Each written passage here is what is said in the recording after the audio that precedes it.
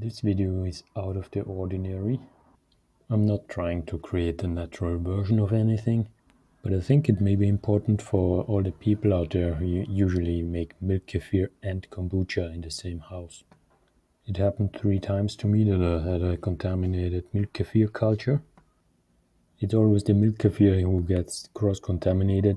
The kombucha doesn't get cross-contaminated and becomes weird with milk kefir, but the other way around, yeah. And I think I found a way to heal, repair, or whatever you want to call it, your milk kefir that was cross-contaminated with kombucha. But take everything I say with a grain of salt, because I have no lab result that said, yes, your kombucha cross-contaminated the milk kefir.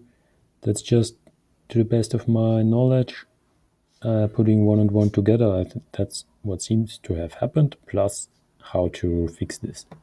So here you see my milk kefir as it was before I fixed it for the third time.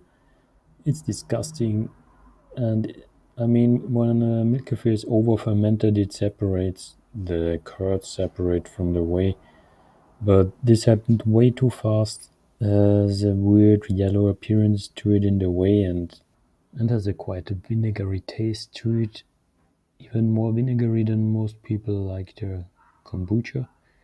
So, and your milk kefir, you don't want it that way. So, first step to fix this is to strain out the culture. And by the way, you can still consume the fermented milk kefir. It's not that pleasant taste as usually, but it's okay to consume. And after straining out the milk kefir culture, you may find that it's a little bit clogged up and sticky with the curds. So, better than washing it with water in the strainer, it would be to do it in its natural habitat, milk. And then you just put the culture in a container, freeze it, and by the way, you can consume the milk that you ran through the strainer to wash the culture. I kept it frozen for 3 days, and what seems to happen is the milk kefir comes out of the freezer, gets warmed up, and just continues to work as it should, while the kombucha part that got to it disappears. And so, yeah, you can just drop the frozen culture into a jar and fill the jar up with milk to kick off the new fermentation.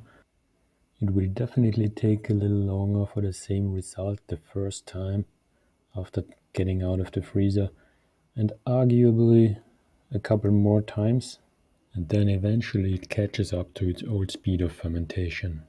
So then I fermented it overnight for the first time after getting out of the freezer, and actually almost 24 hours.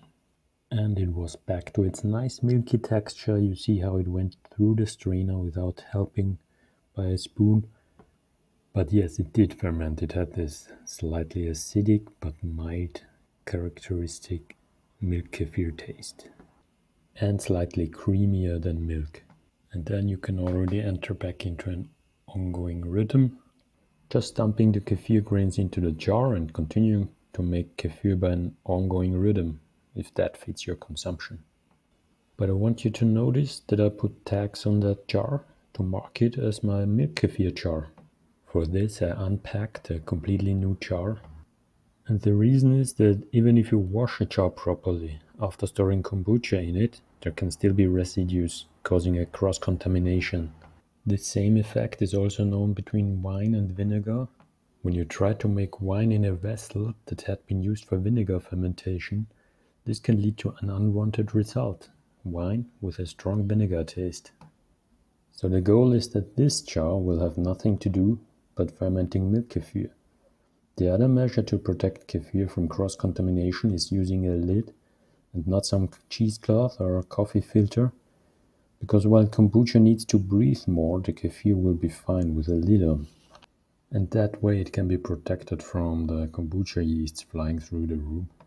Also, it's best to get some space between kombucha and kefir fermentation projects. Ideally, let them ferment in different rooms. Simple, but helps. So now I have my own milk kefir jar, right?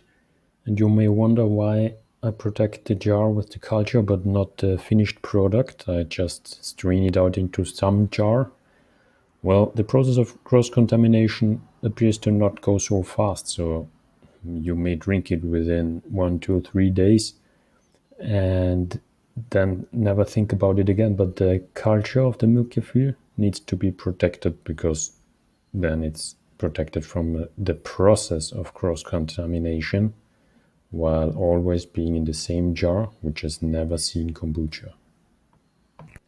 Oh well, that's it.